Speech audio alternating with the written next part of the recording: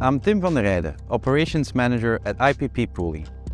Our circular pooling pallets are an essential part of efficient and sustainable supply chains, and therefore we call upon all our customers, retailers and other stakeholders involved to make sure that our pallets are returned as soon as possible after usage, so that the entire supply chain benefits from this circular pooling system in optimal way.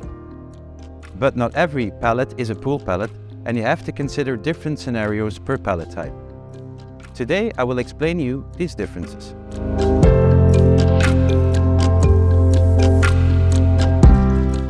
Here we have 3 different pallet types. They look quite the same on first eye, same dimensions, same functionality, though they are important differences, and I'm going to explain for each type to give guidance what to do with these different types of pallets. First, we have a one-way pallet. Generally, one-way pallets look less robust compared to Euro pallets and pooling pallets. And like the name says, they are intended for single use. When you receive goods on a one-way pallet, the pallet becomes your property and it is up to you what you want to do with it. If you don't have a use for it, we recommend, of course, to dispose it in a sustainable way. A Euro pallet can be recognized by the marking EPAL on one block and usually a manufacturer's name on another block. The Euro pallet open pooling system is based on deposit. The first user buys the pallet, and when delivering goods on it, the deposit is charged to the recipient.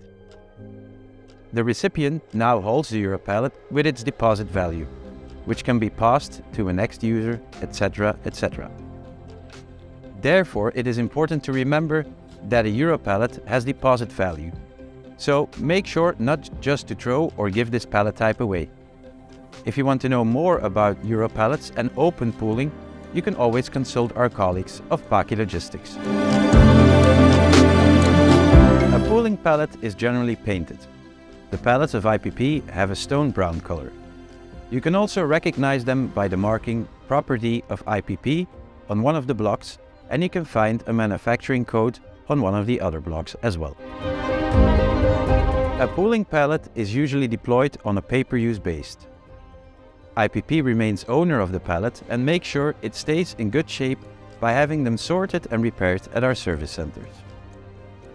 After the paid usage, mostly referred to as a trip, the pallet needs to be made available again to IPP by either returning it to a depot or being passed on to another customer for a next trip. With a pool pallet, it is also important to remember that it is always owned by the pooler, in our case IPP.